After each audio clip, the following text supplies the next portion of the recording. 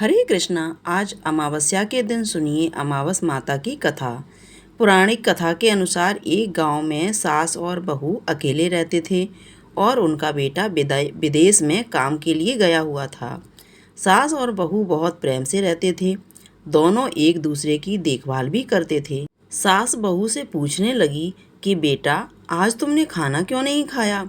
तब बहू कहने लगी, सासू माँ, आज मेरा अमावस माता का व्रत है, इसलिए मैंने खाना नहीं खाया। तब सास ने कहा कि बहू, यह क्या होता है और इस व्रत को करने से क्या फल मिलता है, मुझे भी समझाओ।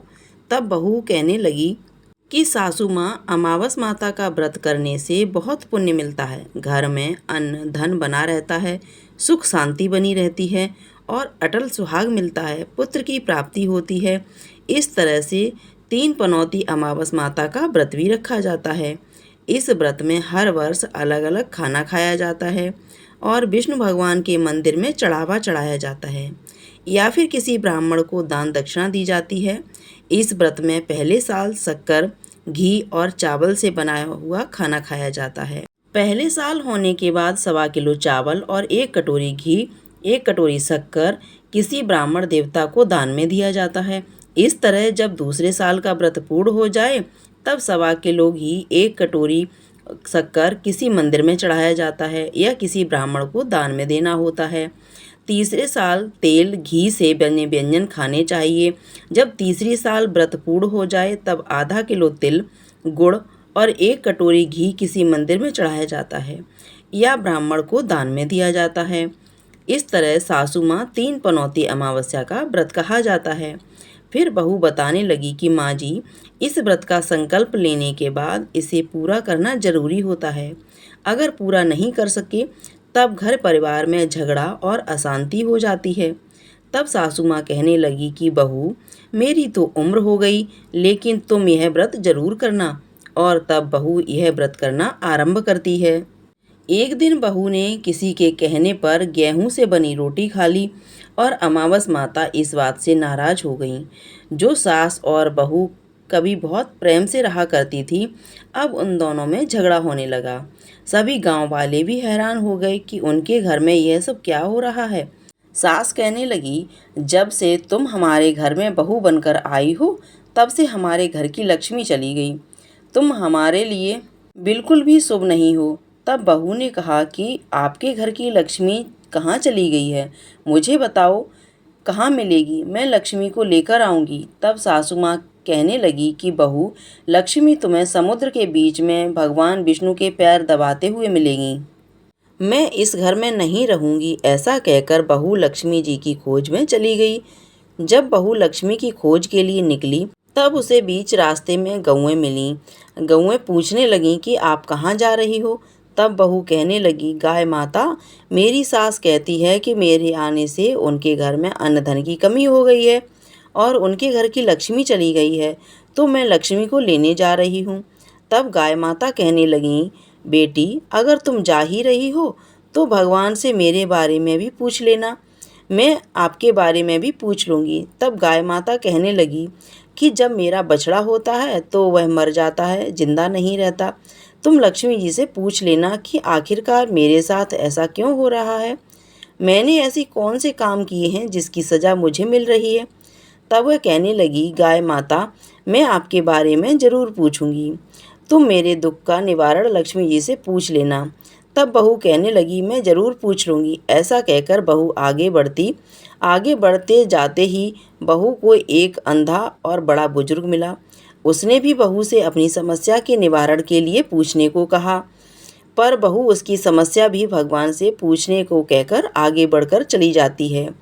बहू को एक बूढ़ी औरत मिली जो कि हाथ पैर से अपाहिज थी। उसने भी बहू से कहा कि बेटी, जब तुम भगवान से मिलो तो उनसे पूछना कि आखिरकार मैं अपाहिज क्यों हुई, मैंने ऐसे कौन से काम किए थे। बहू उसकी समस्या पूछने के लिए तैयार हो गई और फिर आगे बढ़कर जाते जाते बहू थक गई और एक आम के पेड़ के नीचे बैठ गई। आम का पेड़ बड़ा खुश होकर बहू से पूछने लगा कि बेटी, तुम कहाँ से आई हो और कहाँ जा रही हो? तब बहू कहने लगी कि वह लक्ष्मी जी को लेने जा रही हैं। तब पेड़ भी अपनी समस्या भगवान से पूछने के लिए कहने लगा कि मेरे पेड़ पर लगे हुए आम खट्टे ही क्यों होते हैं। इस बारे में बहू रानी भगवान से ज़रूर पूछ लेना। वह भी बहुत कहने लगी कि बहू, तुम भगवान से पूछना मेरी तलाई का पानी इतना मैला क्यों है, कोई भी यहाँ आकर पानी नहीं पीता। तब बहू कहने लगी, ज़रूर पूछूंगी। ऐसा कहकर बहू आगे बढ़ गई। बहुत दिन से जंगल में चलते चलते बहुत थक गई थी। उसे भूख भी लगी थी, लेकिन खाने को कुछ नहीं मिला, तो वह भूख और प्यास से बेचैन हो गई और जंगल में बेहोश हो गई। इस समय भगवान श्री हरि और माता लक्ष्मी घूमते हुए उधर से जा रहे थे। तब माता लक्ष्मी विष्णु भगवान से कहने लगीं कि हे नाथ, यह तो आपकी बहुत बड़ी भक्त है, आप इसके दुख का निवारण कीजिए। तब भगवान श्री हरि कहते हैं कि इस संसार में तो बहुत से जीव दुखी हैं, सभी अपने कर्मों का फल भोग रहे हैं, मैं किस किस के दुख का निवारण करूं। तब माता लक्ष्मी भगवान श्री हरि से विनती करने लगीं, कहने लगीं कि वह भूखी प्यासी है, अगर इसे ऐसे जंगल में छोड़ दिया जाए तो जंगली जानवरों से खा डालेंगे। माता लक्ष्मी की बात सुनकर भगवान श्री हरि एक साधु का वेश धारण कर बहू के पास गए और उसे होश में लेकर आए। बहू के होश में आते ही साधु वेश में भगवान श्री हरि को देखा, तब उसने सारी बात बता दी। उसकी बात सुनकर भगवान श्री हरि और माता लक्ष्मी प्रकट हो गईं। उनके साथ साथ प्रकट हुई अमावस माता भी। बहू यह सब देखकर उनके चरणों में गिरकर उन्हें प्रणाम करने लगी। तब अमावस माता बहू से कहने लगी कि बेटी, तूने मेरे व्रत को खंडित किया है, इसी की सज़ा तुझे मिली है, लेकिन अब मैं तुझे क्षमा करती हूँ। अब तुम घर को जाओ, जो तुम्हारा घर धन अन्न धन से भर जाएगा, तुम्हारा घर सुंदर महल में बदल जाएगा और तुम्हारे सभी मनोकामनाएं भी पूर्ण हो जाएंगी। यह सब होने के पश्चात बहू ने रास्ते में जो भी मिला था उन सभी को दुखों का निवारण करने के लिए विनती की। तब भगवान श्री हरि कहने लगे, गाय ने अपना दूध किसी और को नहीं पिलाया, इस कारण उसके बछड़े मर जाते हैं। तुम उसका दूध पी लेना और फिर उसके बाद उसके बछड़े जिंदा रहने लगेंगे। और घोड़ी पिछले जन्म में आटा पीसने वाली महिला थी। वह किसी को आटा पीस कर नहीं देती थी, इसलिए उसके गले में चक्की के पाट बंद हो गए हैं। तुम उसके पाट खोल देना तो वह बिल्कुल ठीक हो जाएगी। कभी उसने भगवान के भजन सुने, तुम उसे ले जाकर मंदिर में दर्शन करवा देना। उसने कभी अपनी जवानी में दान पुण्य नहीं किया, उसकी यह सज़ा मिली है। तुम उससे कुछ भी दान करवा देना तो उसकी विकलांगता दूर हो जाएगी। और वह आम का पेड़, उसने तो कभी अपने पेड़ के आम किसी बच्चे को खाने ही नहीं दिए, इसी कारण उसके सभी आम खट्टे होते हैं। अब तुम उस पेड़ का आम खा लेना, फिर उसके बाद से उस पेड़ पर मीठे आम आने लगेंगे। और तलाई का पानी पिछले जन्म में देवरानी जेठानी थे, वह हमेशा आपस में झगड़ा करते रहते थे, इसलिए उसका पानी मैला है। तुम उसका पानी पी लेना तो वह तलाई शुद्ध हो जाएगी, फिर लोग वहाँ जाकर पानी पीने लगेंगे।